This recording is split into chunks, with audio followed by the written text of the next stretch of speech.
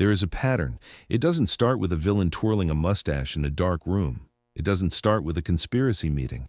It starts the way every betrayal starts, quietly, with paperwork, with budgets, with men in suits using calm, professional voices to decide that certain lives are worth less than data.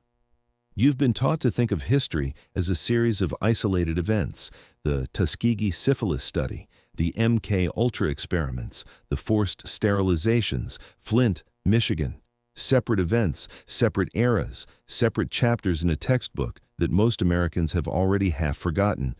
But what if they're not separate? What if they are the same chapter, written over and over again, because the system that produced them was never dismantled? Today we are talking about 600 men. 600 black men in Macon County, Alabama, sharecroppers, farmers, men who could not read the documents they were asked to sign, men who trusted a government they had no reason to trust and were betrayed in ways that took 40 years to fully come to light. This is not a story about the past. This is a template. The United States Public Health Service launched what they called the Tuskegee study of untreated syphilis in the Negro male in 1932. They recruited 600 men who had syphilis, told those men they were receiving treatment for bad blood, and then deliberately withheld that treatment for 40 years. When penicillin became widely available in the late 1940s, a cheap, effective cure for syphilis, the researchers actively blocked these men from receiving it. They needed clean autopsies. Let that sit for a second. They needed clean autopsies, meaning they needed the men to die of syphilis so they could study what syphilis does to the body without interference. The men didn't know that. Their families didn't know that. The doctors smiled. The nurses smiled. The government continued funding the project for 40 years. And here's what they never expected. They never expected a single government employee, a young epidemiologist named Peter Buxton, to refuse to look the other way. They never expected him to take the files to a journalist. They never expected the story to break. But it did. In 1972, 4 decades after it started.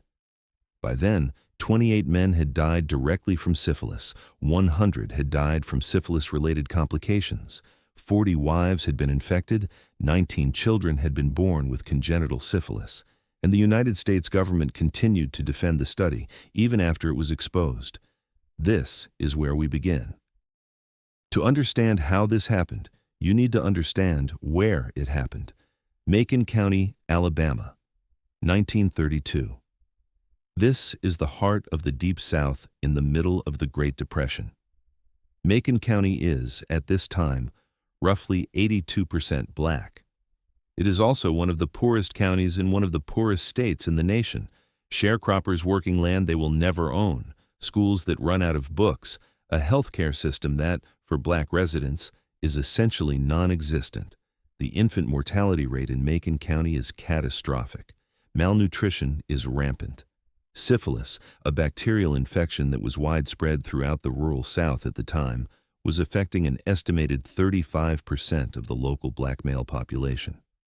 And the United States Public Health Service knew it. The USPHS had actually conducted a prior survey of syphilis in the region, the Rosenwald Fund study, with the original intention of treating the affected population. But then the depression deepened. Funding collapsed, and the idea of treatment quietly transformed into something colder, something more useful to the bureaucracy. Dr. Taliaferro Clark, the chief of the USPHS Venereal Disease Division, proposed a new study, not a treatment study, an observation study.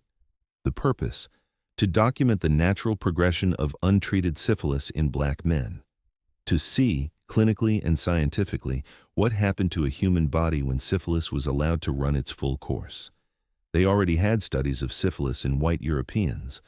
Clark and his colleagues believed, and wrote openly in their correspondence, that syphilis might progress differently in black patients. The racist pseudoscience of the era suggested black people had different neurological and cardiovascular systems. This was the intellectual framework they used to justify what came next. Now, how do you recruit 600 men to participate in a study without telling them what the study actually is? You don't. Instead, you send nurses into the community. You partner with the Tuskegee Institute, a respected Black educational institution, to lend the project legitimacy. You use a Black nurse, Eunice Rivers, as the primary community liaison because the men trust her and they know her face. And you tell the men they are being treated for bad blood. Bad blood was a common local term at the time, a catch-all phrase for a variety of ailments: fatigue, anemia, syphilis, other conditions. When you tell a poor, rural, undereducated man in 1932 that the government is offering free treatment for bad blood, he doesn't hear a clinical study. He hears help. He hears, someone finally sees me.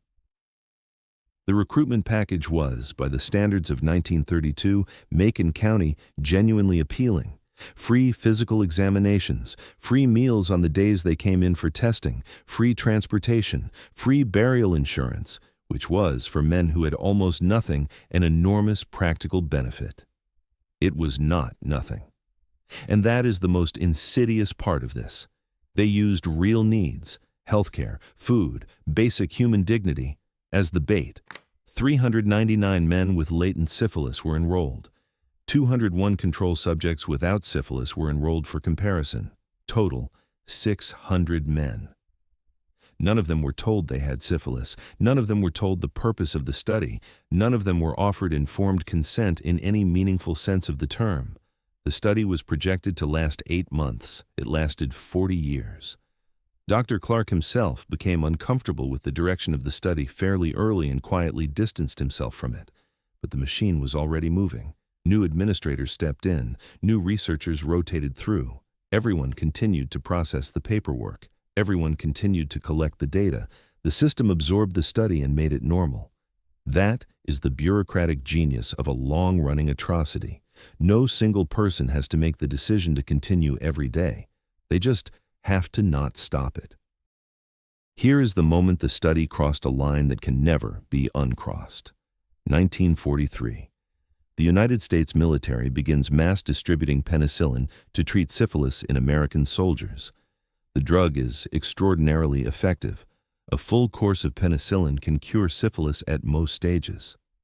By the late 1940s, penicillin is widely available as a standard treatment across the country. The American medical community considers it one of the most significant pharmaceutical breakthroughs in modern history. The men in Macon County are still not receiving treatment. This is not an oversight. This is not a delay in supply chains. This is not a bureaucratic inefficiency. It is a decision made deliberately, discussed in writing, archived in government files, to ensure these men did not receive the cure. In 1947, as penicillin became the official standard of care for syphilis across the United States, the researchers running the Tuskegee study made active arrangements to prevent the study participants from accessing it. When World War II draft boards conducted testing and identified men in Macon County with syphilis, which would normally trigger mandatory treatment under wartime health protocols, the study's researchers intervened. They contacted the draft boards and arranged for the men to be removed from the treatment lists. Read that again. The United States government actively lobbied its own military health apparatus to deny American citizens a cure they were entitled to by law in order to preserve the integrity of their data. And the stated reason, documented in the files? They needed clean autopsies. They needed the men to die of syphilis, not from syphilis plus treatment complications, so that the autopsy tissue would give them a clear picture of the disease's full natural progression. The men were not patients. They were specimens.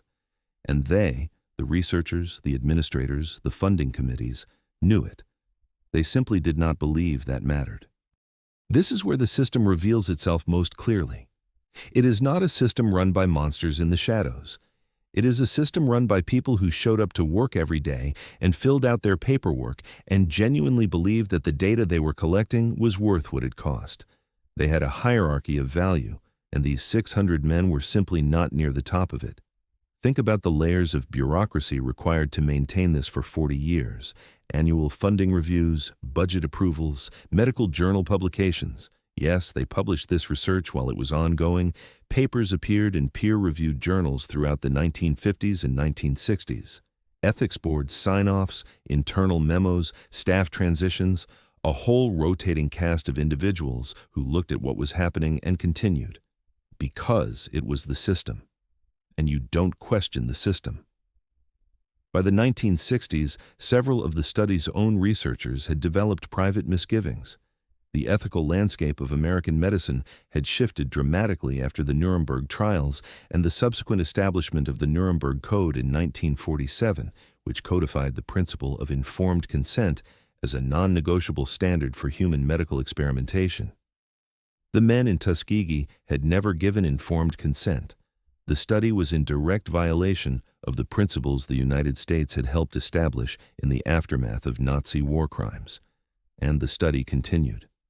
In 1966, a USPHS venereal disease investigator named Peter Buxton submitted a formal complaint. They ignored him. Peter Buxton was 27 years old when he first saw the files.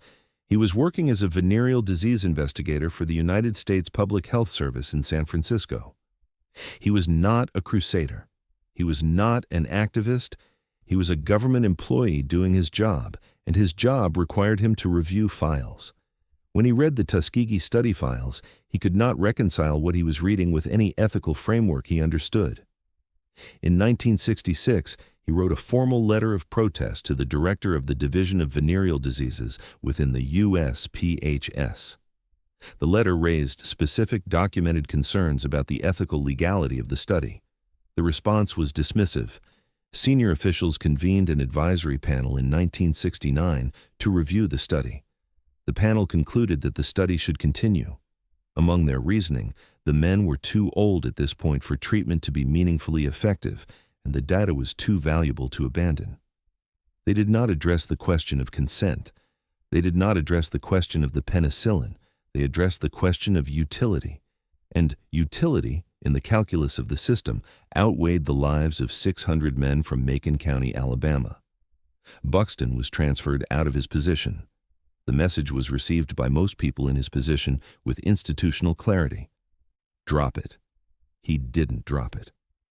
For 6 years, Buxton continued to raise the issue through internal channels. 6 years of being redirected, deprioritized, and professionally sidelined. 6 years of watching the study continue with the full knowledge of what was happening to those men. In 1972, Buxton made a different decision. He took the documents to a friend, a journalist. That journalist passed the information to John Heller, an investigative reporter at the Associated Press. On July 25, 1972, John Heller's story ran on the front pages of newspapers across the United States. The study was over, not because the government stopped it voluntarily, not because of internal reform, not because the Ethical Review Board caught a problem, because one man refused to be silent and a journalist did her job. The immediate government response is worth examining carefully because this is where the pattern becomes visible again. The initial reaction from officials was not horror or accountability. It was damage control. Senior USPHS officials initially defended the study's scientific validity. An assistant secretary for Health and Scientific Affairs suggested that the men had given consent without providing evidence because evidence did not exist. There were efforts to frame the termination of the study as a natural conclusion rather than a forced exposure. They tried to manage the narrative. It didn't fully work this time. The public outcry was significant enough that Senator Edward Kennedy convened hearings. A federal panel reviewed the study and formally declared it ethically unjustified in 1973. In 1974, the government reached a settlement with the survivors and families, $10 million total, broken up across hundreds of plaintiffs. No criminal charges were ever filed. No researcher was ever prosecuted. No government official ever faced legal accountability. The last survivor of the Tuskegee study, Ernest Hendon, died in 2004. The last widow from the study, Gussie Mae Petway, died in 2009. A formal presidential apology was issued by Bill Clinton in 1997, 65 years after the study began. 65 years. Think about what that apology actually represents. A man who was not born when the study started, apologizing on behalf of an institution that was never held legally responsible, to survivors who had spent decades with that silence.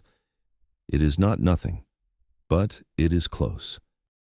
So, here we are. I told you at the beginning of this video that this is a template, not a metaphor, not a rhetorical flourish, a template. Here is what the template looks like when you zoom out far enough to see its shape. You identify a population with reduced institutional power. You offer them something they need: healthcare, security, economic relief. You use their trust as the mechanism of their exploitation. You insulate the operation with layers of bureaucracy so that no single actor is fully responsible. You publish the data because the system rewards data. You manage, redirect, or remove anyone who questions the process. And when exposure eventually comes, and it usually does eventually, you issue a statement, write a check, and wait for the news cycle to move on. The Tuskegee study did not end because the system corrected itself. It ended because one person, one single person, refused to look away. The question I want to leave you with is not about 1932. It's about the present. We live in an era with more institutional complexity, more siloed data, and less press infrastructure to investigate it than at any point in modern American history. We live in an era where the concept of informed consent, your right to know what is being done to you and why, is treated as a negotiable commodity in contexts ranging from medical research to data collection to environmental policy.